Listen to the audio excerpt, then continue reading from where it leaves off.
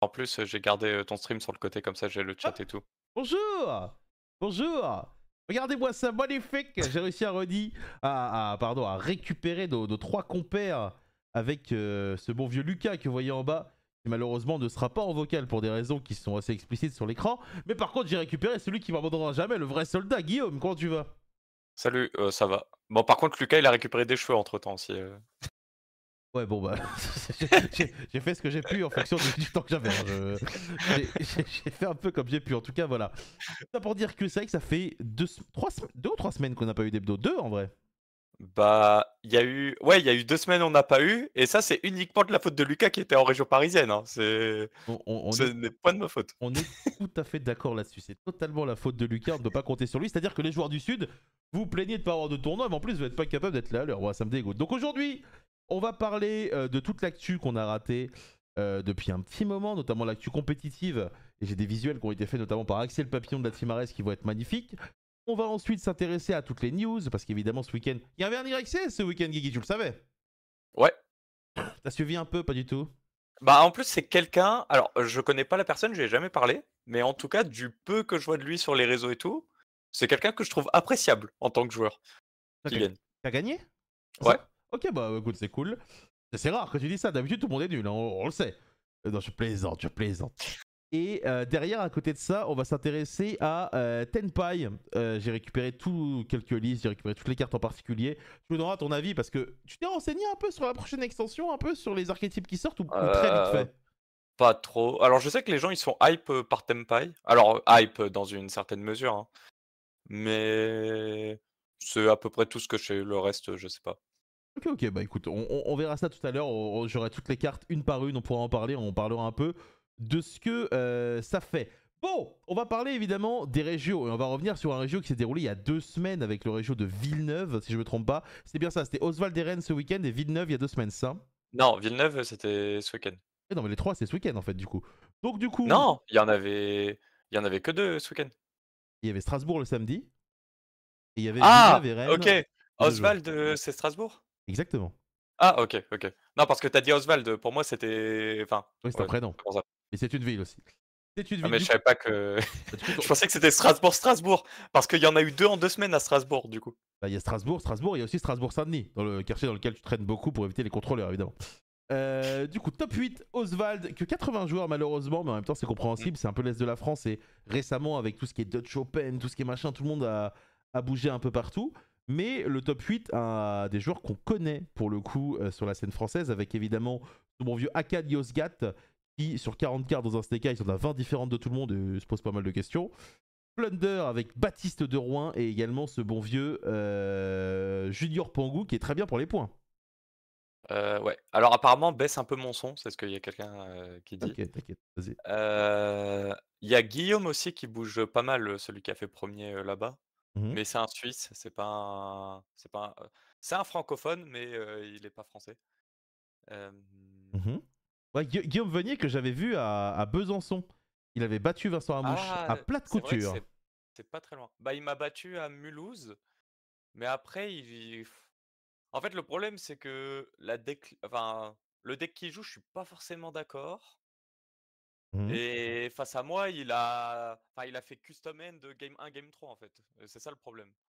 C'est pas Bah, par exemple, la une, en fait, les 2 games, ça commence pareil. Les 2 fois, il me fait Spellicorn, Normal Friend Mhm. et le reste de sa main, la une, c'est Veller, Veller, H et à la 3 c'est Cross Out Witch alors qu'il joue la trappe, alors que bon. Bon, non plus Guigui, t'inquiète pas, je gère. Vas-y, vas-y. Donc c'est Cross Out Witch pour la trappe et je sais plus c'est quoi la dernière, mais c'était encore autre chose. Oui, bah de toute façon, le deck est fait pour ça. Le deck est fait pour ça, Guigui. Il n'y a pas que toi qui aura des custom Non, aids. non, non, non, non, non, non. C'est que C'est que quand tes mains, c'est un cash, witch, freine, c'est pas la enfin ton deck est comment dire? Ton deck, il fait pas ça, il m'a fait ça 2 games sur 3. C'est pas censé faire ça. Mathématiquement parlant, Ok, bon. ça se passe, comme ça. Je vois que tu es la dent dure. En tout cas, malgré tout, c'était quand même un régional, malgré la faible tendance. Bah, de toute façon, ça s'enchaîne trop. Hein, ça s'enchaîne trop pour pouvoir tout Mmh. faire. Il y a quand même de très très bons joueurs en top 8. On voit qu'il y a un Manadium qui fait 5ème. Un avis sur Manadium qui est dans la méta, tu as le droit d'être franc. Bah, c'est pas ouf, en vrai, mais ça peut se glisser parce que, bah, c'est un régio, c'est pas ouais. La raison principale, c'est que un peu tous les decks à partir d'un certain niveau peuvent quand même se glisser en top, en régio. Ok, et du coup, cette variante de Snake Eyes Kashira qu'on a vu ce week-end à l'YCS avec ton meilleur ami Andrés Torres, qui a fait top 3, encore une fois. Qu'est-ce qu'on en pense des Kashira dans Snake Eye? Est-ce que c'est un avantage? Est-ce que c'est quelque chose qui te branche pas trop? J'ai testé juste Fenrir, sans test Licorne Burst, Mhm, bah, juste Fenrir. En fait, Fenrir, c'est une carte théoriquement, c'est plus une staple qu'un cash, mhm. mais jouer avec des licornes en plus, je trouve que c'est un peu trop parier sur le côté, vas-y, joue tout foin dans l'extra deck.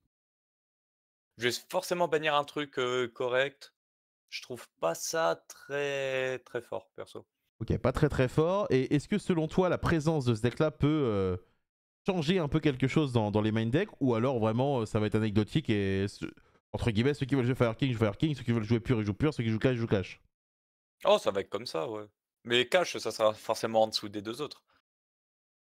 Ok, donc forcément en dessous, intéressant. En tout cas, pas énormément de points pris, mais des points qui feront peut-être la différence du coup pour Baptiste, du coup, Junior Pangou et Akan qui tentent leur chance pour faire le top 16. Le lendemain, du coup, il y a eu le WCQ de Rennes.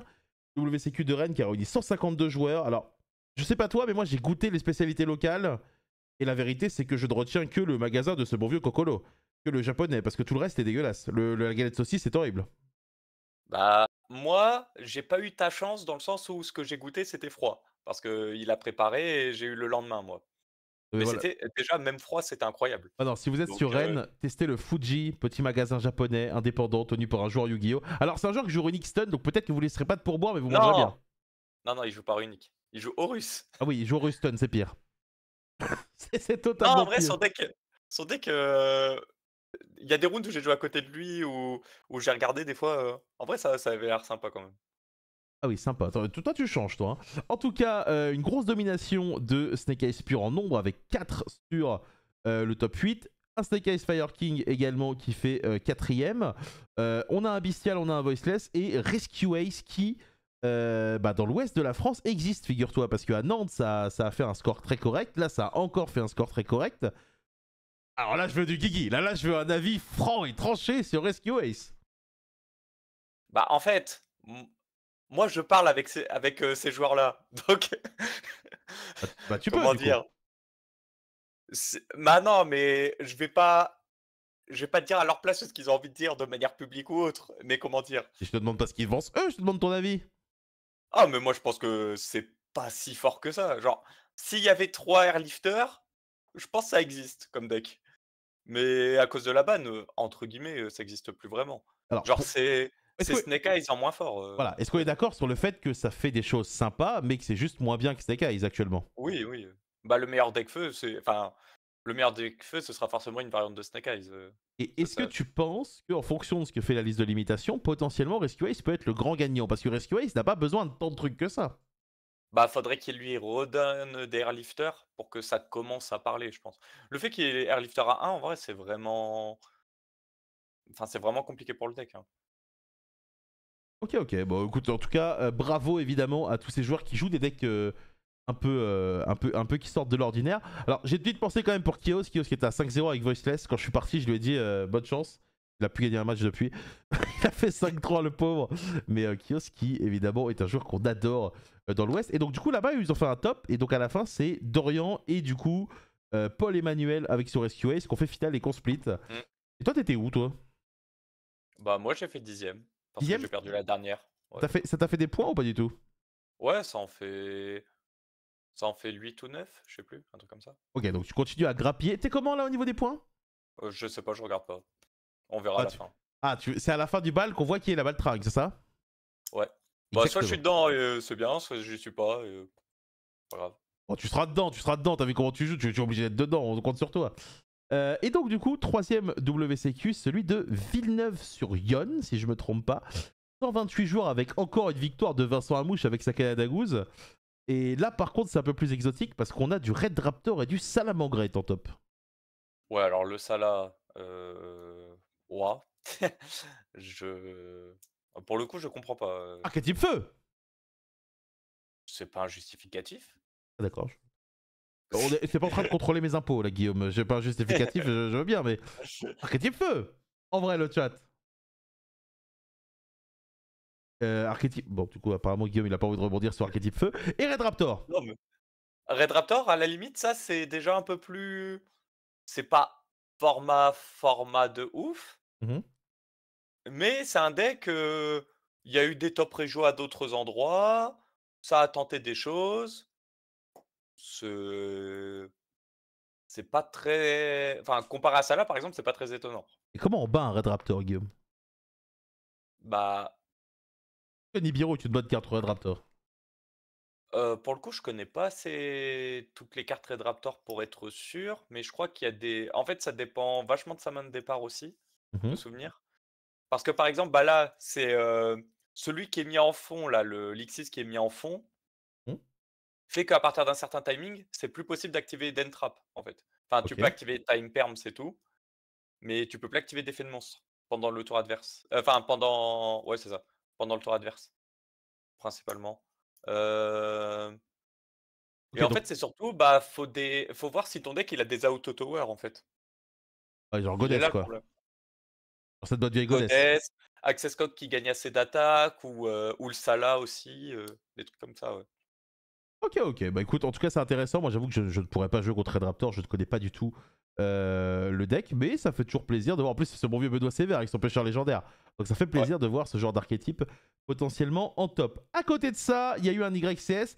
Il y a des gens dans le chat qui n'étaient pas du tout au courant qu'il y a eu un YCS, mais c'était à Medellín, du coup, en Colombie. Et du coup, victoire d'un des joueurs qui a le plus farmé la méta et qui a fait tous les major events, Christian Urena, qui est celui qui a tendance à populariser un peu les combos sur YouTube de l'archétype. 41 cartes, ça va pas te plaire, Guigui. Tu Oh, à la limite, sais qu'il a une carte dans son main deck différent avec mon deck. C'est dingue en vrai. Mais par contre, lui, il a remis roll. C'est ça la carte du coup. ouais, alors c pour le coup, il a dit qu'il avait trouvé ça fort pendant le tournoi. Hmm. Moi, j'ai toujours tendance à penser que si tu joues contre Pur, c'est pas très fort, mais Mais ça, c'est factuel. Mais en gros, son argument principal, c'était qu'avec la variante Stekes Kashtira en plus des autres decks, potentiellement, Droll pouvait être intéressant. mmh, Donc toi, t'es pas convaincu. heu, bah bah, en fait, à quelle proportion c'est joué enfin, c'est fois un main deck et fois 2 en side, ça fait que fois 3. À quel point tu estimes que, cette variante-là, elle existe pour mettre, enfin, pour entre guillemets «mettre autant»? Je sais pas. Ok, donc t'es pas convaincu du tout. Le fait de Je jouer suis 3 Mourners, t'en penses quoi?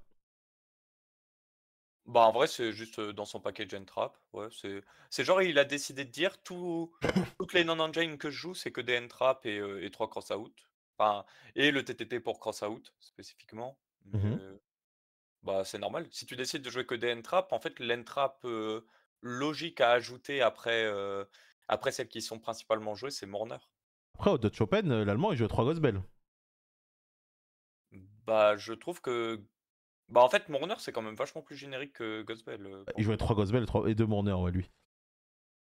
Ok, et du coup, Lullaby est de retour en side. Est-ce que toi, t'es team Lullaby ou rien à foutre? Toi, t'es plus Board Bah Breaker, toi. en vrai, ouais, quand post-save, j'aime bien jouer des board breakers, mais Est-ce après, est que Lullaby n'est pas un Board Breaker, finalement, Miro? bah, non. Comment ça, non? Bah, tu calls quel monstre pour, break le board? Ah, ça régule ton deck, quoi. Mais je suis d'accord avec toi que c'est pas un truc qui va répondre à une situation précise. Non, Juste que mais ça ce rend ton qu'il deck faut plus stable, quoi. oui, c'est ça, c'est une carte de stabilité. Mais ce qu'il faudrait, pour que le Lullaby ce soit un board breaker, faudrait pouvoir call un monstre qui dit: «Je gère au moins une carte chez toi». Mais là, ça existe pas. Bah, tu call H et ça force ses interruptions, quand même. Bah, ça dépend. Par exemple, s'il a déjà, Oui, call s Fenrir. Bon, Fenrir, par contre, il est jamais manche 1. Ouais, non. Il y aura pas de Fenrir Bah, en Miro. faudrait déjà qu'il l'ait dans son deck. Ouais, c'est ça. Parce qu'à part si c'est la variante cash, bah, Fenrir, tu très peu de chances qu'il soit dans son deck. Antoine Nador le jouait. De qui? Fenrir ou le Ouais, Lavec? il avait Fenrir dans son steak ice. Il le rentrait en Mirror. Il l'a rentré contre le Belge. Ah oui, non mais ça arrive que enfin, ça fait quelque temps que les Américains, ils aiment bien mettre Fenrir en side pour quand ils startent. Yep. Bon, en tout cas, tout ça pour dire que c'est une victoire qui est méritée. C'est un joueur qui est solide. Et donc, à partir de là, bien joué à lui. La liste est juste très très bien. L'YCS a également été marqué par la performance d'un deck dont on parlait un peu en stream, mais qui a juste comment dire, été performant en régio. Là, il était performant sur une des plus grandes scènes. C'est le Runic Stun, un deck que tu aurais bien aimé jouer toi récemment si t'avais les cartes. Ouais, mais j'aime pas trop la liste, je vais pas mytho. Ah bah partage-nous un peu tes ressentis sur cette liste. Bah, les Morganites, je suis pas si convaincu que ça. Ah ouais. Bah, en fait, le problème, c'est que c'est bien sur le tour. Enfin, non, c'est très mauvais sur le tour. Et le problème, c'est que en début de game, c'est là où c'est vraiment dur pour le deck, hein. Et Au début de game, Morganite, c'est pas la meilleure carte à activer tour 1 avec le deck. bah, c'est bien quand tu startes, à la limite, et encore. Mais en fait, c'est rentable au bout de 2 tours, en fait, c'est ça le problème. Mhm, Parce qu'au tour d'après, tu as fait ton -1, mais ça compense juste ton -1. Et en mhm, fait, c'est au tour d'encore après où tu récupères +1 du coup. mhm. Ah donc toi, tu Oui, n'aimes pas la le carte. deck bah, le deck, il est fait pour tempo, je suis d'accord, mais c'est qu'en fait, le problème avec Morganite, c'est qu'attendre 2 tours, des fois, des fois, tu perds sur ça, en fait. Ok, ok. Et c'est la seule chose que tu reproches. Est-ce que le pot de dualité, par exemple, t'énerve pas un peu avec, avec les runiques qui se paient? Mmh, bah, après, il joue pas mal de Floodgate, donc à la limite, il part du principe de même si j'ai pas ma fontaine, j'ai mes Floodgate, donc ça peut sûrement passer. En vrai, Mhm. ça me dérange pas tant que ça. Ok, ok. Et à l'avenir, du coup, qu'est-ce que tu conseillerais aux joueurs qui ont peur d'affronter ce deck? Parce que c'est vrai que c'est un deck qui bah, fait des choses qui sont un peu menaçantes.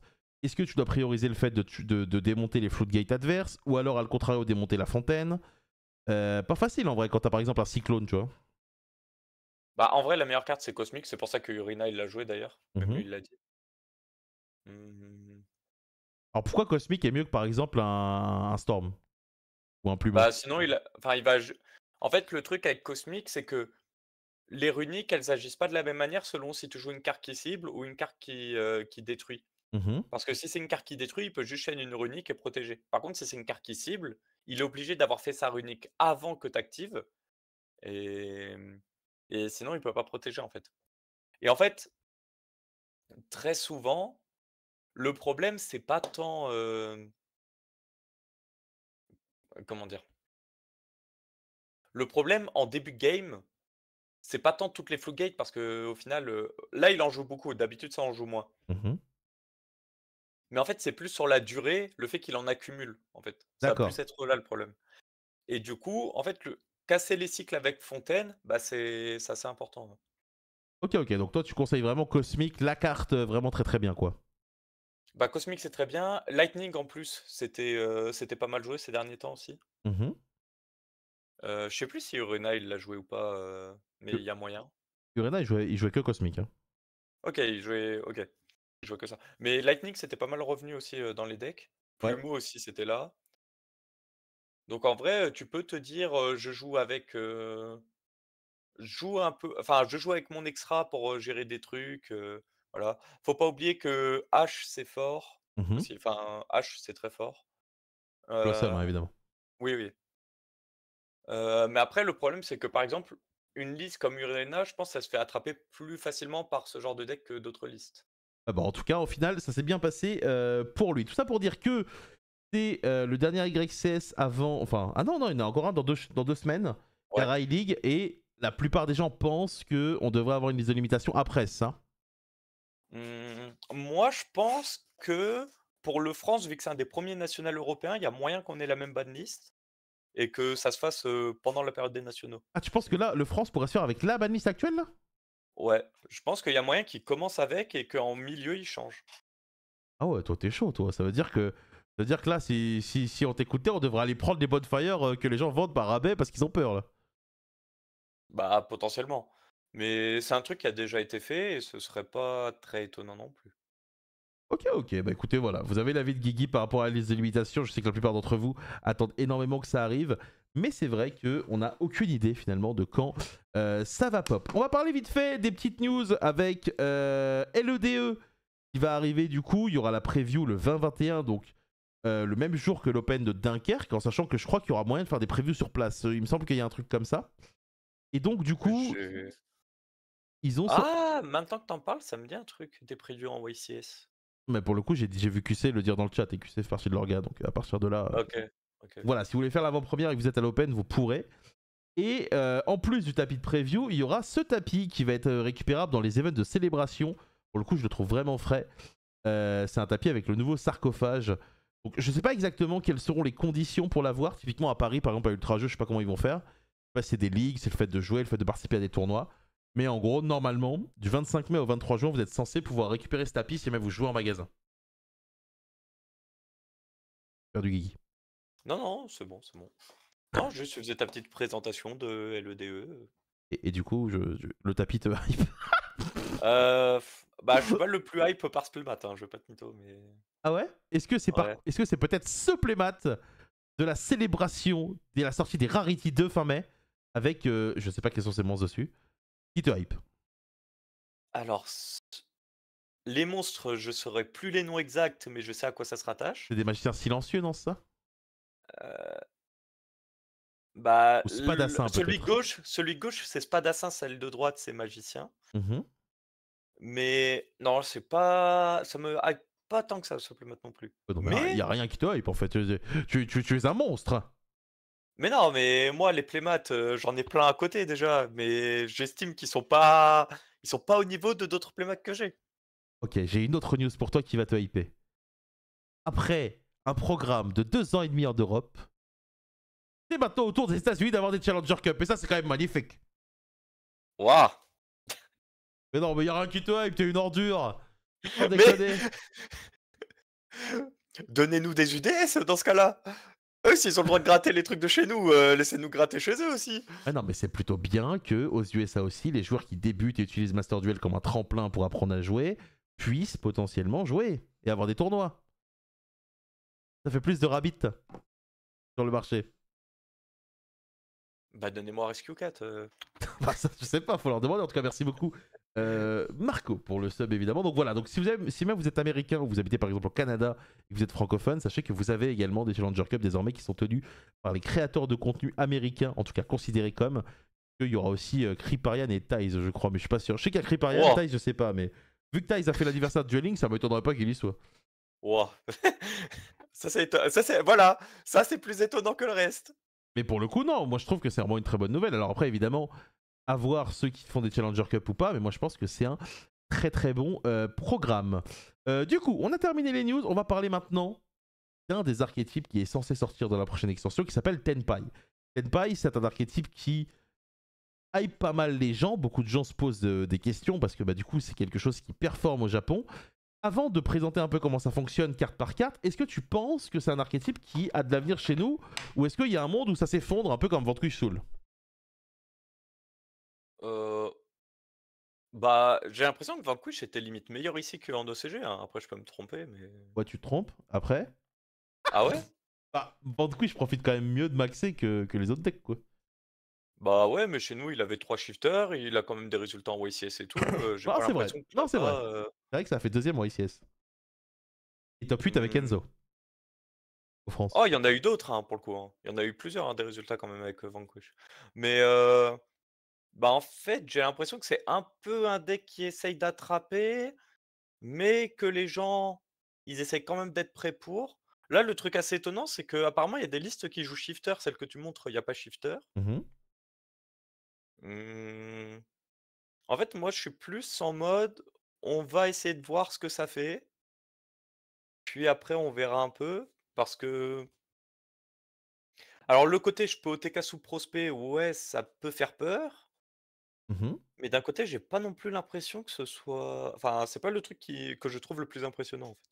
Et écoute, je vais te présenter les cartes, tu vas me dire si c'est impressionnant ou pas. Donc effectivement, comme le disait Guillaume, c'est un deck qui a l'air sensiblement de jouer Go second. une des forces du deck, c'est que si vous trouviez que Snake Eyes a beaucoup de free spot, lui il a que ça. Parce que finalement, lui il a même pas de cartes en fait. Puisque vous le voyez, il y a 1, 2, 3, il y a 5 cartes différentes dans le main deck qui concernent les Tenpai. Donc le premier, c'est le Tenpai blanc. Alors le Tenpai blanc, alors je l'appelle le Tenpai blanc parce que je n'ai pas son nom en français et je suis pas sûr que le nom traduit là soit le bon nom. Donc le Tenpai blanc, c'est un niveau 3. Lorsqu'il est invoqué normalement ou spécialement, il va tuto une magie piège depuis notre deck de l'archétype. Donc ça s'appelle les magies Sengen, évidemment, tu connais? Non, tu connais pas. Non. Très bien. Donc du coup, soit tu vas les tutos, soit tu les poses. Le fait de les poser peut être intéressant parce que ça peut te permettre d'avoir une carte, genre en battle, le fait de, au lieu d'aller la chercher, le fait de poser, ça peut te permettre d'avoir une carte à détruire pour Hydro Dragon. Ensuite, il a un effet qui est commun à tous les Tenpai, c'est de dire que pendant la battle phase, on peut, en effet rapide, tout simplement, faire une synchro. Jusque là, on est bon? Ouais. Donc lui, il est 3. Ensuite, on a le vert. C'est blanc, rouge, vert, hein, c'est trop facile. Donc c'est également un 3. C'est également un dragon.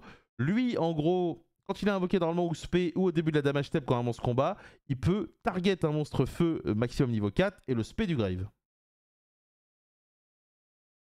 Ok. Et du coup, le dernier, c'est le rouge. Le rouge, en gros, en battle, il peut faire... alors attends, faut juste... voilà. Il peut invoquer spécialement un monstre depuis le deck. Et lui, c'est un Ouais. 4, à la différence des autres. Ce qui fait que du coup, c'est lui qui va te permettre d'avoir accès à des 7, puis à des 10.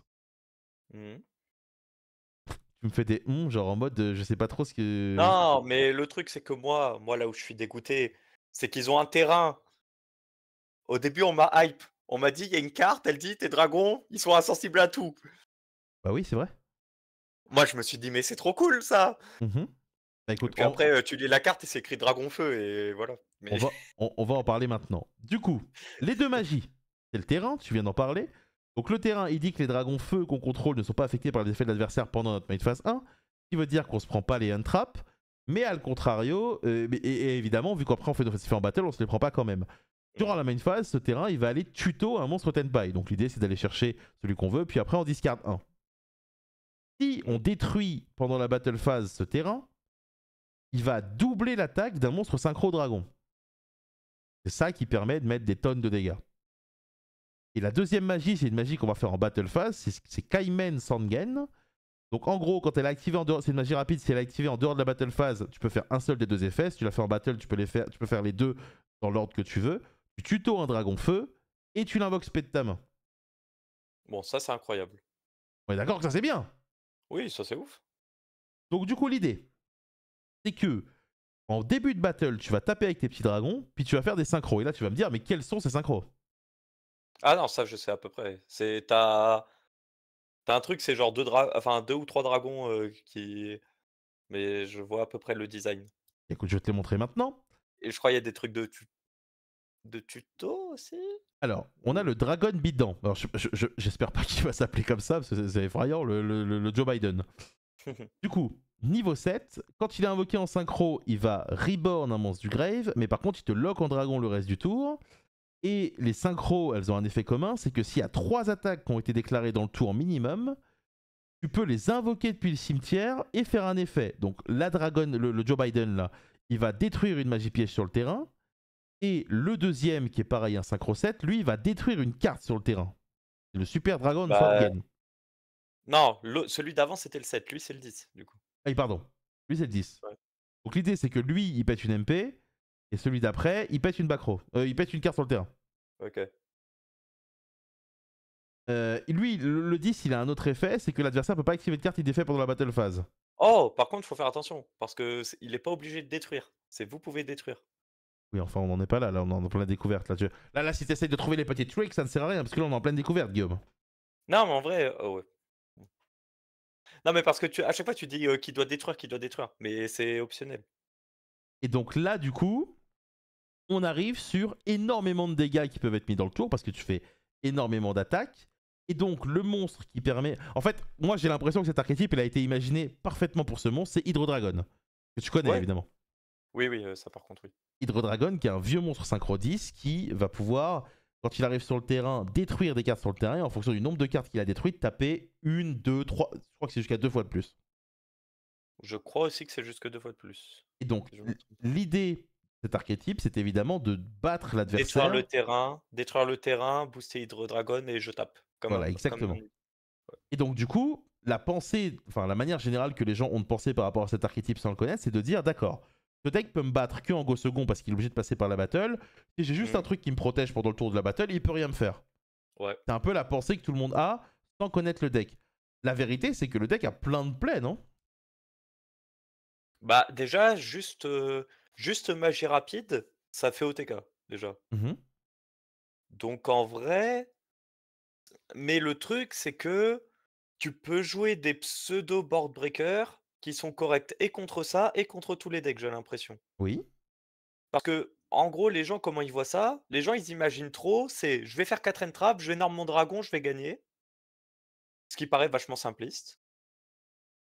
Dans les faits, ça m'a l'air pas aussi simple que ça. Alors, Parce que un truc que tu viens de dire qui est intéressant, c'est que c'est vrai que sur ça, ça ressemble un peu à Kashtira, c'est qu'avec très peu de cartes, ça peut faire des dingues. ouais, C'était un peu le cas de Kashtira avant. ouais. Donc, Bah, du coup, ouais, mais le truc, c'est que j'ai l'impression que ça, c'est quand enfin, ça m'a l'air quand même moins fort qu'un cash, dans l'idée.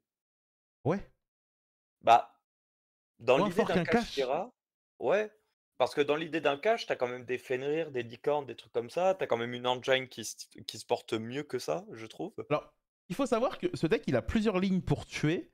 Et il peut, alors évidemment, c'est pas dans cette decklist là, mais il peut avoir une variante Ling aussi pour tuer. Parce que du coup, vu qu'il y a un dragon feu, tu peux largement passer par Zelantis, Promethean, Raging Phoenix. OK, mais après ça fait que enfin, oui, tes dragons, ils sont pas affectés, mais tout le reste de ton terrain, il est affecté Ah oui, oui, par les évidemment, effets. évidemment, le deck n'est pas parfait. Mais l'idée, c'est que vu que la plupart des monstres, des dragons, la peuvent synchro en réponse, c'est pas si mauvais, tu vois.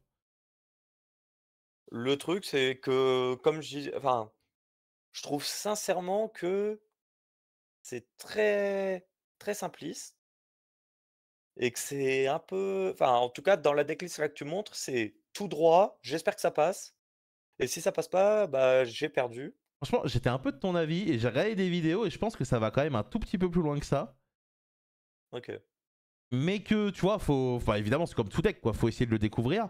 Moi, je suis un peu de ton avis dans le sens où je pense que ça va pas être si extraordinaire que ça en TCG, beaucoup moins qu'au Japon. Mais Mmh. je pense quand même que en termes de power level, on est sur un deck qui propose des choses qui sont très honnêtes, hein. OK. Moi, enfin, j'ai l'impression qu'en OCG, le côté de je te maxais, ça te fait skip un turn, je t'OTK, c'est très fort. Ah, typiquement, au Japon, à cause de la présence de ce deck-là, t'as des decks qui vont rentrer des cartes, soit en side, soit en main deck, soit en extra, qui vont être exprès pour lui. Typiquement, le X6-1 qui fait que tu prends pas de dégâts de battle, tu vois. Mmh. Comment il Ouais, s'appelle, comme mais. Je crois qu'il y a tu un parles du Lyrilusc, Lyri? il y a un Ouais, le Lyrilusc qui Lyri. fait ça, et il y a un autre truc qui s'appelle Facho, Foucho, un truc comme ça. Kiki! Je sais pas qui est Kiki, mais voilà. Mais c'est ça, c'est, Kiki Fujo, ou un Ah, truc comme d'accord. ça et c'est Senma, il jouait ça dans son Snake Eyes. Et du coup, l'idée, c'est que ce genre de deck, s'il existe et qu'il est plutôt simple à prendre en main, pour moi, c'est un deck qui peut être très très populaire pour les gens. Parce que déjà, il a des tech cards qui lui permettent de go first, avec notamment la Heatwave, je sais pas si t'avais entendu parler de ça. Ouais. Et à côté de ça, bah, il a un go second qui est très honnête. Et la vérité, c'est qu'aujourd'hui, il y a beaucoup de joueurs qui, justement, entre guillemets, ont souvent peur d'être go second parce qu'ils ont l'impression qu'ils n'ont pas le droit de jouer. Si ce deck te permet de faire ça, ça peut être intéressant. Bah, f en fait, moi, le problème, c'est que c'est bien d'avoir autant d'entraps, mais en vrai, je vois enfin, comment dire? Si je joue Snake Eyes, j'ai pas l'impression d'avoir un si mauvais match-up, par exemple. Il va falloir beaucoup d'interrupts, quoi. Bah, ouais, mais le deck, il est fait pour ça. Hem Bon, la et vérité, en j'ai. plus et en plus aussi, il faut qu'il touche son starter parce qu'au final, enfin, en TCG, il y a plus de cartes qu'en ECG parce qu'il y a 3 prospects. Mhm. Que le Ah, des les starters, il terrains, en a c'est quand la même. même chose. Il a 6, 9, 12, 14, 17, 17 avec 3 prospects. C'est énorme. La moitié de son deck. Bah, va dire ça, enfin, à tous ceux qui ont pas open leur starter parce que c'est plus fréquent qu'avec d'autres decks, hein. Bah après, pour le coup, tu builds pour, mais enfin. Pour moi, le deck, je n'irai pas jusqu'à dire qu'il va être fort ou pas, parce que c'est quelque chose qu'on peut pas savoir, mais il a vraiment des arguments. Après, pour le coup, hier en stream, on a regardé des vidéos, et on a Mmh. vu que, entre guillemets, ça joue bien autour de pas mal d'interruptions qui sont très très communes, notamment tout ce qui va être imperm et autres, parce que du coup, ils peuvent se chaîner et faire des synchros. Mmh. Mais bon, à voir évidemment comment ça va évoluer, quoi. Mais franchement, ce deck-là, il me paraît vraiment. En fait, je pense que l'avantage de ce deck-là, c'est que je pense qu'il est assez simple à prendre en main et qu'il a un beau go second. Donc, c'est potentiellement un deck qui va être populaire. Et donc, même si il est pas si fort que ça, s'il est populaire, on sera obligé en tant que joueur de faire un truc en fonction, quoi. D'avoir des cartes pour. Ah oui, non, mais le fait que ce soit populaire, ça je c'est juste que je pense que c'est un peu trop peut-être un peu trop hype comparé à ce que ça devrait? Peut-être un peu trop. Mais Sans bon, forcément dire quand, que c'est ultra fort ou ultra mauvais, mais je quand, pense que les gens essayent un peu trop d'abuser sur le deck. ah, mais quand un set sort, c'est normal de se hyper avec des nouveaux gameplays. Parce que là, pour le coup, on a quand même un gameplay qui est un peu particulier. Alors après, je dis pas qu'il faut abuser et en faire des vidéos YouTube pour vendre tes cartes, mais genre, c'est normal d'être agréablement surpris et d'avoir envie de tester des choses. Ouais. Ouais, mais par exemple non, en vrai, il y a Cosmic. Mais j'allais dire, je pense un deck runique, il gagne tous les jours contre ça, tu vois? Parce que les Même. Tempai, les Tempai, tu obligé de détruire tes propres cartes? Ou tu peux détruire les cartes adverses aussi? C'est-à-dire. Tout ce qui est synchro et tout là, Non, tu peux c'est que détruire les tes cartes. propres. Non, les cartes adverses aussi. Ah! Ah oui, OK, c'est le but. OK, OK. Une magie piège sur le terrain pour Joe Biden, là.